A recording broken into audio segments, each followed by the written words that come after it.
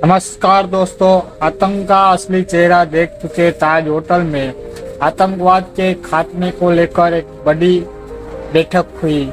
संयुक्त राष्ट्र सुरक्षा परिषद की आतंकवाद विरोधी समिति की इस बैठक का ताज होटल में होना कई मायनों में अहम है। इस बैठक से पहले सुरक्षा परिषद के सभी देशों के राजदूत 26/11 आतंकी हमले में मारे गए शहीदों की स्मारक पर श्रद्धांजलि अर्पित करने पहुंचे। सबसे पहले विदेश मंत्री एस जयशंकर ने ताज होटल में शहीद स्मारक पर पुष्प अर्पित किए। इसके बाद विदेश मंत्री ने पाकिस्तान को आतंकवाद पर जमकर घेरा। इस अहम मीटिंग में आतंकवाद से निपटने के लिए तमाम सुझाव और तरीकों पर चर्चा की गई। संयुक्त राष्ट्र सुरक्षा परिषद की अगली बैठक राजधानी दिल्ली में होगी। अब 26/11 हमले के गवाह ताज होटल में यूएनएससी की पाकिस्तान विरोधी बैठक देख पाकिस्तानी मीडिया परेशान है।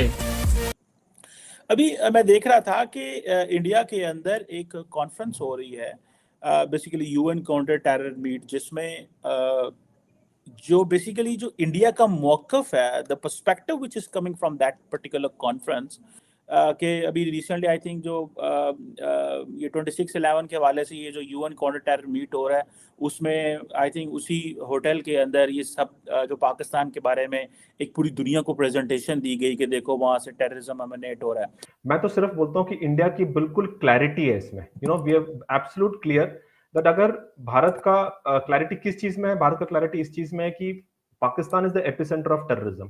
जो टेररिज्म निकलता है वो पाकिस्तान से निकलता है, और जब तक टेररिज्म वहां से निकलेगा हमारे लिए अपने देश का जो प्रोटेक्शन और सिक्योरिटी पे काफी असर पड़ेगा। आपने जहां तक कहा इंडिया की, मैं सिर्फ आपको याद दिला देता हूँ चीमा साहब कि अगर जो president of the United states of America अगर वो बोलते हैं, Joe Biden, that Pakistan is the most dangerous country in the world, तो हम तो हम तो बोल ही रहे हैं, तब से हम तो बोल ही रहे हैं। अब आप बोलोगे कि जो बाइडेन आल्सो भी हमारे उसमें हो गए, तो president of the United states of America will not से अ स्टेटमेंट ऐसे ही।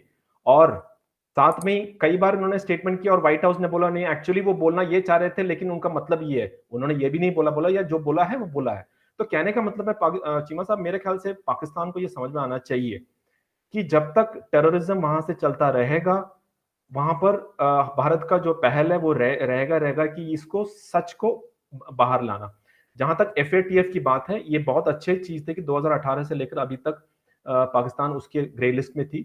कई सारे स्टेप्स लिए हैं, और आपको पता है कि अगर टेररिज्म को सर्वाइव करना है तो पैसे की जरूरत पड़ती है। एक फाइनेंशियल जो फंडिंग है वो बहुत बड़ी चीज होती है। अगर आप फंडिंग को कट करोगे तो टेररिज्म कुछ हद तक आप उसको रोक सकते हैं। तो FATF में जब ग्रे लिस्ट में था तो पाकिस्तान ने कुछ कदम फोर्सफुली उनको लेना पड़ा, ये आप भी मानते हैं, मैं भी मानता हूं। तो हमारे इंटरेस्ट में ये है, दुनिया के इंटरेस्ट में ये है कि वो कंटिन्यू रहे। आपको ही पता है कि आज की तारीख में भी पाकिस्तान के अंदर कई सारे ग्रुप ऐसे हैं जो बिल्कुल फ्री स्टाइल घूम रहे हैं।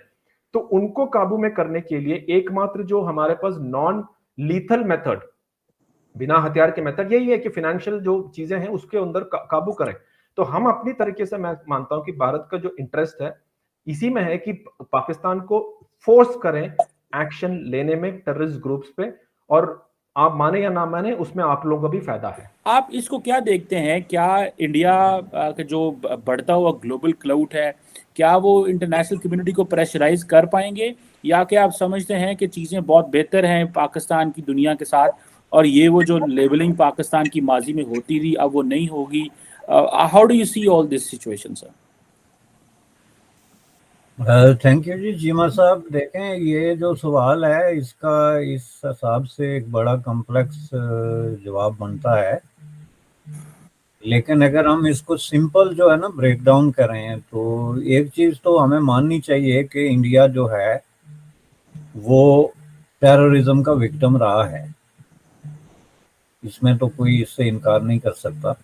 पाकिस्तान भी जाहिर है डेफिनेटली इतने बड़े पैमाने पे लोग मारे गए, ये सारे जो 80-90 हज़ार लोगों का क्लेम किया जा रहा है अफगान इशू के हवाले से, लेकिन उसमें दो चीज़ें जो है वो बड़ी, एक आप उनको इजीली जो है वो डिफ्रेंशिएट कर सकते हैं। मुंबई में जो है वो हफ्ते के रोज़ तमाम UN सिक्योरिटी काउंसिल के जो मेंबर्स हैं, जिनमें चाइना भी शामिल है, वो भी होगा। और ये जो मीटिंग है ये ताज होटल में होगी। जो हम जानते हैं कि मुंबई अटैक जब हुआ था 26 नवंबर 2008 को, तो उसमें ताज होटल पे भी हमला हुआ था। तो वहाँ पे मीटिंग हो रही है और इसकी एक सिंबॉलिक इम्पोर्टेंस तो है, क्योंकि भारत इस सारे इशू को पाकिस्तान के ख़िलाफ़ लाइव रखना चाहता है और ये हम सब जानते हैं कि भारत की पॉलिसी क्या है। फिर इस मीटिंग के बाद रीथ लेइंग सेरेमनी भी वहाँ पे होगी। उसके बाद फिर न्यू दिल्ली में हफ्ते के रोज़ एक कॉन्फ्रेंस भी होगी, जिससे भारत के वज़ीर ख़ारजा जो हैं डॉक्टर जयशंकर, वो की नोट एड्रेस करेंगे।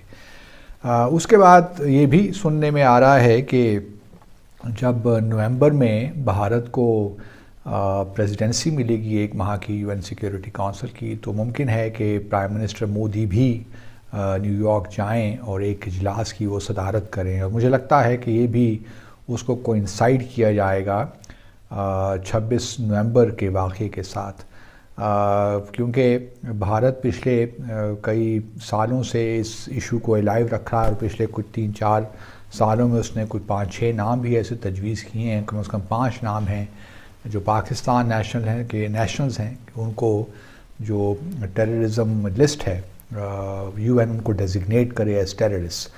वो चाइना ने बिल्कुल बजा तौर पे उन पर टेक्निकल होल्ड लगाया हुआ है, क्योंकि चाइना का ख्याल यही है कि इन जो 5 अशख़ास जिनके बारे में भारत ये चाहता है कि इनको टेररिस्ट डेजिग्नेट किया जाए, तो उनके बारे में इत्तलात अभी मुकम्मल नहीं है कि वाकई वो दहशतगर्दी के मामलात में मुलव्वस थे कि नहीं थे।